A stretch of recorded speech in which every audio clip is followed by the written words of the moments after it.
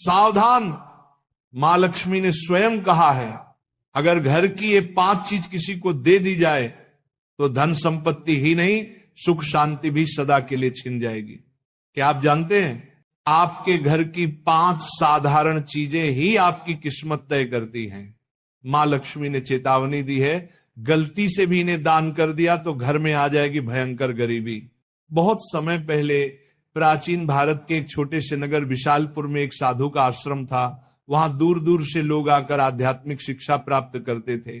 नगरवासी साधु को आचार्य देव कहते थे, क्योंकि वे केवल भिक्षा लेकर जीवन व्यतीत नहीं करते थे, बल्कि लोगों को सही जीवन जीने की राह भी दिखाते थे। विशालपुर नगर समृद्ध था, लोगों के घर धन धान्य गहनों और रत्नों से भरे रहते थे। नगरवासी मानते थे कि ये सब माता लक्ष्मी की कृपा से ही है। नगर के बीचों बीच माता लक्ष्मी का एक भव्य मंदिर था। रोज शाम को वहां दीपक जलाए जाते, घंटियों की ध्वनि गूंजती और पूरा वातावरण श्री ह्रीं श्री महालक्ष्मी नमः के मंत्रों से पवित्र हो जाता। लेकिन एक परिवार ऐसा भी था जो नगर में सबसे समृद्ध होने के बावजूद धीरे धीरे कंगाल होने की ओर बढ़ रहा था। यह परिवार था वसुदेव जी का। वसुदेव जी नगर के सबसे बड़े व्यापारी थे। उनके पास सोने चांदी के ढेर थे, नौकर चाकर थे और अनाज के कोठार भरे रहते थे। फिर भी कुछ वर्षों के भीतर उनका घर वीरान होने लगा। धन की जगह कर्ज बढ़ने लगा, नौकर छोड़कर जाने लगे और घर में अशांति फैल गई। लोग हैरान थे कि ऐसा क्यों हो रहा है, आखिर माता लक्ष्मी की कृपा एक समृद्ध घर से क्यों उठ गई। वसुदेव जी भी परेशान थे। एक रात वे चिंतित होकर सो रहे थे, तभी उन्हें एक स्वप्न आया। स्वप्न में माता लक्ष्मी प्रकट हुई। उनके मुखमंडल से दिव्य आभा निकल रही थी। 4 हाथों में कमल, शंख, गदा और सोने के सिक्कों की वर्षा करने वाला पात्र था। उनकी मुस्कान शांति और कृपा से भरी थी, लेकिन आंखों में एक कठोर सत्य छिपा था। माता बोली, वसुदेव तुम दुखी क्यों हो? क्या तुम्हें याद नहीं कि धन की रक्षा करना भी एक तपस्या है? तुमने अपने घर की 5 पवित्र वस्तुएं बार बार दूसरों को देकर मेरे निवास को अशुद्ध कर दिया, इसलिए मैं तुम्हारे घर से विदा हो गई। वसुदेव ने हाथ जोड़कर कहा, मां मुझे क्षमा करें, कृपया मुझे बताइए कि वे 5 वस्तुएं कौन सी हैं जिन्हें देने से घर में गरीबी आती है। माता ने कहा, यह रहस्य मैं बताऊंगी, परंतु ध्यान रहे ये केवल तुम्हारे लिए नहीं बल्कि पूरे नगर और संसार के लिए शिक्षा है। 5 वस्तुएं कभी भूलकर भी घर से बाहर नहीं देनी चाहिए, क्योंकि ये वस्तुएं मेरे निवास की जड़ें हैं। इन्हें खोने से घर निर्धन और अपवित्र हो जाता है। इतना कहकर माता अदृश्य हो गईं। वसुदेव घबरा कर उठ गए। उनका शरीर पसीने से तरबतर था।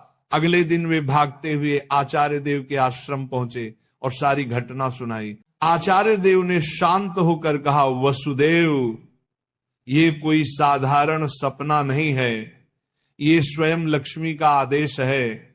अब तुम्हें धैर्य रखना होगा। माता लक्ष्मी ने जो 5 रहस्य बताए हैं, उन्हें समझने के लिए तुम्हें एक आध्यात्मिक यात्रा करनी होगी, तभी तुम्हें सच्चा उत्तर मिलेगा। और इस प्रकार यात्रा शुरू हुई। वसुदेव ने अपनी पत्नी सुभद्रा और बेटे माधव के साथ नगर छोड़ दिया और आचार्य देव के आदेश पर हिमालय की ओर प्रस्थान किया। रास्ते में उन्हें तरह तरह की घटनाएं घटी। एक गांव में उन्होंने देखा कि एक महिला अपने घर का चूल्हे की राख दूसरों को दे रही है। वसुदेव को तुरंत माता लक्ष्मी की बात याद आई। क्या राख की भी उनमें से एक वस्तु है? उन्होंने महिला से पूछा, बहन तुम ये राख क्यों बांट रही हो? महिला ने कहा, महाराज लोग मानते हैं कि राख खेत में डालने से फसल अच्छी होती है। वसुदेव ने सोचा, लेकिन ये तो गलती है। चूल्हे की राख घर के भोजन और अग्नि का प्रतीक है। इसे बाहर देने से घर की उन्नति रुक जाती है। यात्रा आगे बढ़ी। वसुदेव, सुभद्रा और माधव पहाड़ों की कठिन राह से गुजर रहे थे। एक रात वे एक आश्रम पहुंचे। वहां एक वृद्ध साध्वी ध्यान में लीन थी। साध्वी ने वसुदेव को देखकर मुस्कुराते हुए कहा, तुम्हें लक्ष्मी माता के 5 रहस्य जानने हैं ना? ध्यान से सुनो। ये पहली वस्तु है चूल्हे की राख। इसे किसी को मत दो, ये घर की लक्ष्मी को बाहर कर देती है। वसुदेव ने प्रणाम किया और रहस्य को याद कर लिया। दूसरे दिन वे आगे बढ़े। एक गांव में देखा कि लोग अपने घर से झाड़ू निकालकर दूसरों को दे रहे। वसुदेव ने आश्चर्य से पूछा, तुम लोग ऐसा क्यों करते हो? एक युवक बोला, हम मानते हैं कि पुराना झाड़ू देने से दरिद्रता चली जाती है। लेकिन तभी आकाश में गड़गड़ाहट हुई, जैसे स्वयं माता लक्ष्मी बोल रही हो, मूर्खों, झाड़ू लक्ष्मी का निवास है। ये घर की स्वच्छता और समृद्धि का प्रतीक है। इसे बाहर देने से लक्ष्मी घर से चली जाती है। वसुदेव को दूसरी वस्तु का भी रहस्य मिल गया, झाड़ू। तीसरा रहस्य उन्हें एक कुटिया में मिला। वहां एक वृद्ध साधक बैठे थे। उनके सामने दीपक जल रहा था। साधक ने कहा, बेटा, घर का जलता हुआ दीपक या उससे जली हुई लौ कभी किसी को मत दो। ये घर की ज्योति और आयु का प्रतीक है। इसे देने से सुख शांति चली जाती है। वसुदेव ने तीसरी वस्तु भी जान ली। आगे चलते चलते वे एक गांव पहुंचे। वहां एक परिवार ने अपने घर का नमक पड़ोसियों को उधार दिया। उसी रात उस परिवार के यहां कलह मच गई। साध्वी ने समझाया, नमक रिश्तों की मिठास और स्थिरता का प्रतीक है। घर का नमक देना लक्ष्मी को अपमानित करना है। अब वसुदेव को चौथी वस्तु भी मिल गई, नमक।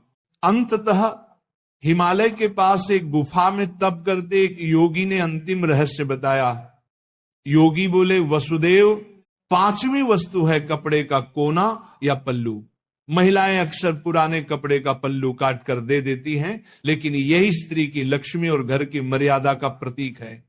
इसे देना घर के भाग्य को काटना है। अब 5 वस्तुएं स्पष्ट थी। पहला, चूल्हे की राख।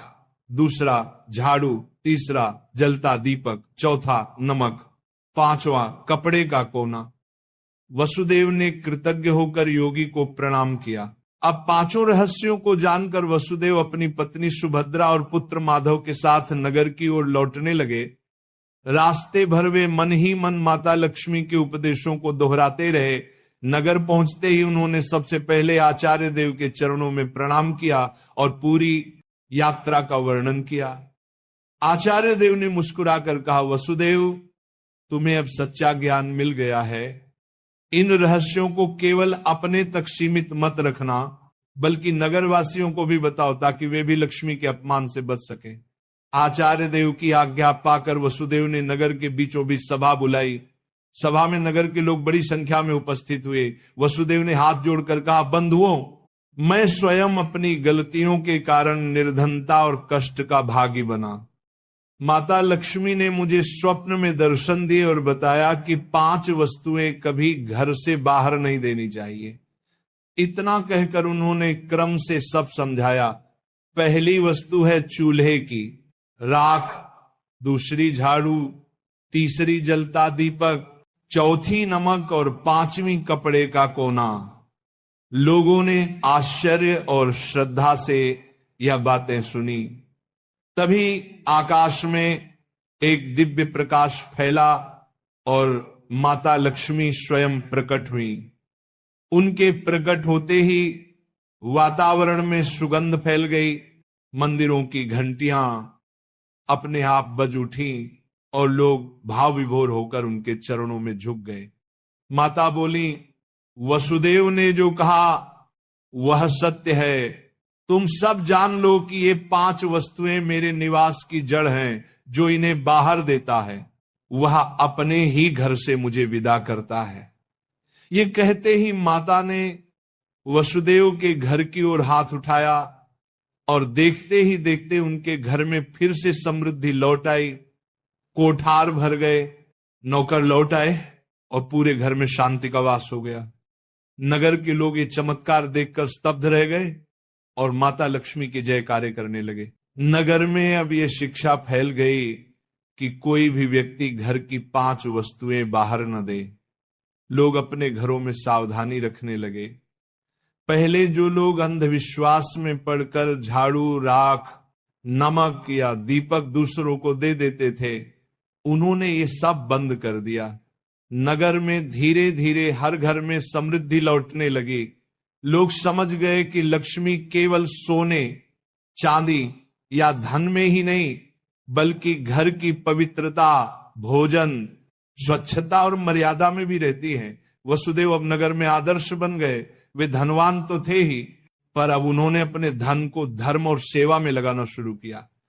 उन्होंने गरीबों के लिए अन्न क्षेत्र बनवाया, परंतु घर की 5 वस्तुएं देने से हमेशा इनकार करते। जो भी उनसे ये चीजें मांगता वह विनम्रता से कह देते, भाई ये माता लक्ष्मी की मर्यादा है, इन्हें देने से मेरे ही नहीं तुम्हारे घर की भी समृद्धि घट जाएगी। लोगों ने भी इस शिक्षा को हृदय से स्वीकार कर लिया। समय बीतने पर नगर विशालपुर दूर दूर तक प्रसिद्ध हुआ कि वहां न तो कोई निर्धन रहता है और न ही किसी के घर में कलह होती है। ये सब केवल माता लक्ष्मी की शिक्षा का परिणाम था। माता लक्ष्मी समय समय पर नगर में आकर वसुदेव को आशीर्वाद देती और नगरवासियों को याद दिलाती कि लक्ष्मी केवल धन की देवी नहीं, बल्कि संतुलन, संयम और मर्यादा की शक्ति है। अंततः वसुदेव के जीवन की सबसे बड़ी सीख यही बनी कि लक्ष्मी की कृपा केवल मेहनत से ही नहीं, बल्कि मर्यादा के पालन से भी प्राप्त होती है। माता लक्ष्मी केवल धन संपत्ति की देवी नहीं, बल्कि वे पवित्रता, मर्यादा और संतुलन की शक्ति है। घर की समृद्धि बनाए रखने के लिए मेहनत और सदाचार के साथ साथ मर्यादा का पालन भी आवश्यक है। चूल्हे की राख, झाड़ू, जलता दीपक, नमक और कपड़े का कोना, ये 5 चीजें लक्ष्मी का निवास मानी जाती हैं। इन्हें घर से बाहर देने का अर्थ है लक्ष्मी को स्वयं विदा करना।